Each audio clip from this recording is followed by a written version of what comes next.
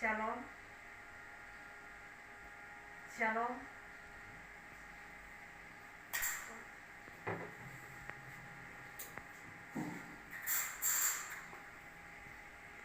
Shalom, selamat pagi anak-anak yang dikasihi oleh Tuhan kita Yesus Kristus. Selamat pagi para bapak ibu guru dan juga orang tua yang bersama-sama dengan para anak-anak.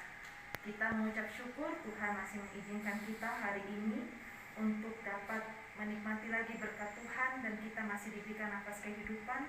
Dan saat ini kita akan sama-sama merenungkan kebenaran firman Tuhan. Oleh sebab itu anak-anak diminta untuk tetap bersikap dengan hormat dan kita dengan sopan untuk menghadap Tuhan.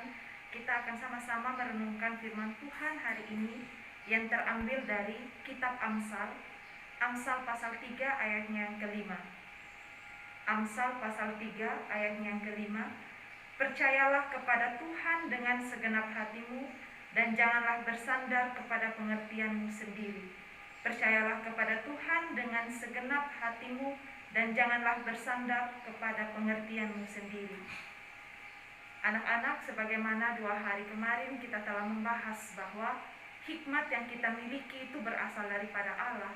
Dan pada saat ini kita sama-sama membaca dan akan merenungkan firman Tuhan yang mengatakan bahwa kita harus percaya kepada Tuhan dengan segenap hati dan kita tidak menyandarkan semua kehidupan kita kepada pengertian kita sendiri. Di sini dikatakan bahwa percaya kepada Tuhan dengan segenap hati. Hati yang dimaksud bukan hanya bersifat pada perasaan saja, tetapi di sini hati yang dimaksud adalah keseluruhan hidup kita, yaitu baik mengenai perasaan, perbuatan, pikiran, bahkan perkataan kita. Semuanya terkandung di dalamnya. Dan di sini Salomo mengatakan bahwa kita harus percaya kepada Tuhan dengan segenap hidupnya kita. Tidak mudah untuk kita, sekalipun kita mengatakan saya ini sudah orang Kristen, berarti saya sudah sepenuhnya percaya kepada Tuhan. Tidak seperti itu. Kita bisa saja mengakui di hadapan orang, dan bahkan kita bisa saja mengakui di hadapan pendeta, saya orang Kristen, saya percaya kepada Tuhan. Dan bahkan kita pun siap untuk masuk dalam kedewasaan iman, yaitu di CD. Namun yang menjadi pertanyaannya, apalah kita benar-benar percaya kepada Tuhan dengan segenap hidupnya kita, segenap hatinya kita? Atau mungkin di dalam perasaan, oh iya saya percaya kepada Tuhan, tapi dalam pikirannya kita, dalam perbuatannya kita sama sekali tidak menunjukkan saya ini orang yang percaya kepada Tuhan. Kita seringkali mengatakan saya ini orang Kristen. Iya, kita Kristen. Cuma seringkali perbuatan yang kita lakukan, bahkan hari-hari yang kita jalani ini, sama sekali kita tidak menunjukkan bahwa kita adalah orang Kristen. Kristen artinya saya pengikut Kristus, di mana seharusnya kita sebagai orang-orang percaya saat kita berada di dalam komunitas kita hidup bersama dengan keluarga, bahkan hidup bersama teman-teman, kita menunjukkan, oh iya, kita ini orang Kristen.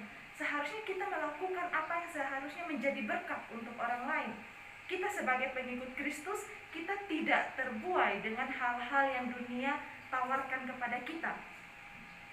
Terus kita bilang, oh tapi kan kita hidup di dunia, harusnya kita tetap dong untuk menikmati apa yang dunia izinkan atau dunia adakan, seperti itu kita nikmati. Di sini dikatakan bahwa percaya kepada Tuhan dengan segenap hidupnya kita dan jangan bersandar. Saat kita mulai menerjunkan diri kita atau kita mulai ikut-ikutan untuk menikmati apa yang dunia hadirkan, di situ tanda bahwa hidupnya kita bersandar pada pengertiannya kita sendiri. Kenapa? Kita harus menyadari bahwa kita semua ini adalah manusia berdosa.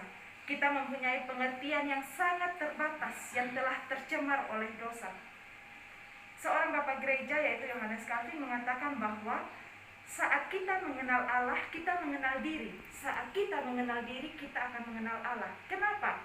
Saat kita mengenal diri kita, oh ternyata saya ini manusia berdosa, saya hanyalah daging yang bertulang, dan sebenarnya kalau tanpa topangan daripada Allah, saya tidak ada artinya. Bahkan seperti yang Salomo katakan, tanpa hikmat dan pengetahuan yang Allah berikan, saya tidak ada apa-apanya. Saya hanyalah daging yang pada akhirnya nanti akan menemui kematian saya juga, seperti itu. Sepertinya tidak ada guna. Namun di sini kita bersyukur kita punya Allah yang hidup. Allah yang tidak pernah meninggalkan kita. Dan di sini diajarkan bahwa bagaimana kita untuk hidup sepenuhnya dengan bersandar dan percaya kepada Allah dengan segenap hidup, segenap hatinya kita. Jangan bersandar kepada pengertian kita, pengertian yang telah tercemar oleh dosa, pengertian yang akan membawa kita untuk terus menikmati yang namanya dosa. Dosa sangat memikat kita. Sekali kita melakukan dosa, hati nurani kita masih menegur. 2 kali, hati nurani juga masih menegur. Tapi saat kita terus-menerus melakukan dosa 3 kali, 5 kali, dan seterusnya, hati nurani kita pun akan menjadi tawar. Bahkan kalau kita mengingat kisah di dalam perjanjian lama, Tuhan mengeraskan hati daripada Firaun. Anak-anak, jangan sampai kita di tahap seperti itu. Jangan sampai Tuhan mengeraskan hatinya kita, sehingga saat kita melakukan dosa, kita dengar teguran pun kita masa bodoh dengan teguran tersebut, dan bahkan kita tidak mempedulikan teguran tersebut.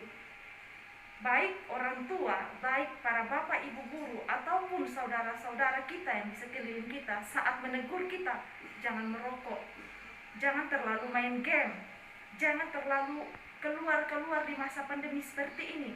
Bukan untuk mengekang kita, bukan untuk membatasi kita seperti itu, atau bilang, kayaknya saya seperti anak kecil, saya sudah anak SMA, kenapa saya terlalu dibatasi? Bukan untuk itu. Tetapi Tuhan mengirimkan orang-orang itu untuk apa? Membatasi kita, menegur kita, supaya kita tidak terus terbuai dan masuk dalam kejahatan dunia ini. Kita bersyukur saat Tuhan masih menghadirkan orang-orang yang berada di sekitarnya kita untuk menegur setiap kesalahan yang kita buat.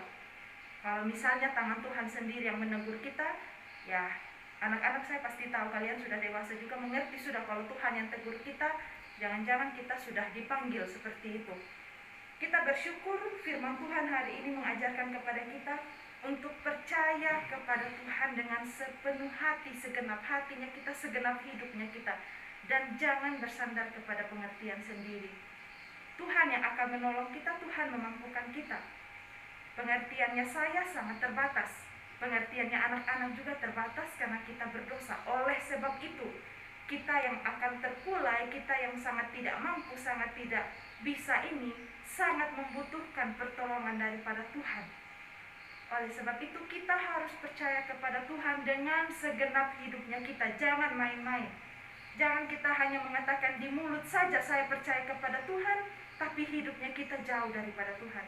Jangan kita bangga saya orang Kristen, tetapi sebenarnya kekristenannya kita itu kekristenan yang menuju kepada kematian, bukan kekristenan yang menuju kepada kehidupan yang bakal. Kita mohon ampun kepada Tuhan, dan kita mohon Tuhan berikan kita kemampuan untuk tetap percaya kepada Tuhan di tengah situasi seperti ini, situasi pandemi, dan bahkan mungkin ada para bapak ibu guru, ada teman-teman kita yang saat ini sedang positif, mungkin akan membuat imun kita, bahkan iman kita pun menurun. Namun di dalam masa seperti inilah kita mengerti, Tuhan ternyata masih memelihara kita. Saat kita melewati masa-masa karantina 10-14 hari, lalu kita masih bisa bersuka cita, kita harusnya bersyukur. Tuhan masih mengizinkan saya melewati masa karantina selama ini. Ada orang-orang yang tidak Tuhan izinkan lagi melewati masa karantina, mereka dipanggil oleh Tuhan. Oleh sebab itu, baik kita yang bisa melewati masa karantina dan kita yang masih sehat, masih bisa bernafas dengan baik tanpa harus menggunakan oksigen, kita bersyukur kepada Tuhan, anak-anak. Kita bersyukur punya Allah yang hidup, Allah yang menyertai kita, memimpin kita sampai hari ini. Mari kita berdoa kepada Tuhan. Bapa di dalam surga, kami sungguh bersyukur kami punya Allah yang hidup, Allah yang tidak pernah meninggalkan kami. Ajarlah kami, manusia yang terbatas, manusia yang berdosa, manusia yang congkak ini, untuk rendah hati dan untuk bisa bersandar sepenuhnya kepada Tuhan dengan segenap hati kami.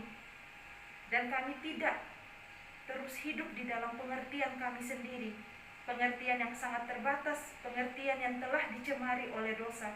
Ampuni kami ya Bapa, karena sampai hari ini kami masih hidup melalui pengertian kami sendiri. Biarlah Tuhan yang terus memperbaharui hidup kami, dan Tuhan yang terus menolong kami, agar setiap harinya kami semakin memahami, kami semakin mengerti, dan hidup kami sungguh percaya dan sungguh bersandar sepenuhnya kepada Tuhan. Kami bersyukur ya Tuhan untuk hari ini Tuhan mengizinkan kami lagi, kami bangun dan kami mempersiapkan diri kami renungan dan sebentar kami akan lanjut untuk kelas online. Kiranya Tuhan menolong kami, Tuhan memberkati kami melalui media yang akan kami gunakan nantinya. Pengetahuan kami pun semakin bertambah. Kami bersyukur ya Tuhan Engkau boleh menyediakan media-media ini. Kami menyerahkan juga untuk para bapak ibu guru yang akan mengajar. Tuhan memberkati mereka, Tuhan menolong mereka. Biarlah mereka dapat menyampaikan materi dengan baik dan kami pun dapat mengikutinya dengan baik. Kami menyerahkan untuk sepanjang hari ini ya Tuhan, kiranya Tuhan yang memberkati dari jam pelajaran pertama hingga yang terakhir. Kami juga mengingat untuk teman-teman kami, untuk para bapak ibu guru yang saat ini terkonfirmasi positif COVID. Kiranya Tuhan menolong mereka, penghiburan daripada Tuhan saja dan kekuatan daripada Tuhan juga yang menolong mereka untuk melewati masa-masa pemulihan ini dengan baik. Biarlah Tuhan, kami sama-sama berseru hanya kepada Tuhan dan menggantungkan masa depan kami sepenuhnya kepada Tuhan saja. Berbelas kasihanlah ya Bapa, dalam nama Tuhan Yesus kami berdoa, kami mengucap syukur. Amin. Jadi anak-anak, ibadah kita sampai di sini dan kiranya kita hari ini terus hidup dengan takut akan Tuhan dan mempersiapkan diri untuk mengikuti kelas-kelas untuk hari ini. Terima kasih dan shalom. Shalom.